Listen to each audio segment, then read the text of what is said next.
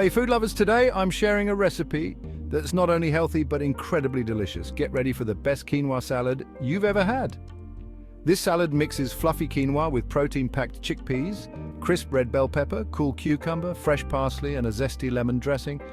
Every bite is a burst of flavor and nutrition. Let's start with the quinoa. Cook 1 cup of quinoa according to package instructions. While that's cooking, chop up 1 red bell pepper, 1 cucumber, and a handful of fresh parsley. Next, rinse a can of chickpeas. Combine the cooked quinoa, chickpeas, red bell pepper, cucumber, and parsley in a large bowl. Now it's time for the dressing. Whisk together the juice of 1 lemon, a tablespoon of olive oil, salt, and pepper to taste. Pour this vibrant dressing over the salad and toss everything together. This quinoa salad is not only perfect for a light lunch or dinner, but also great for meal prepping. It stays fresh in the fridge for up to 4 days, making it a go-to for busy weeks. You can also customize this salad to your liking. Add some feta cheese, avocado, or even some toasted nuts for an extra crunch. The possibilities are endless, so why not give this recipe a try?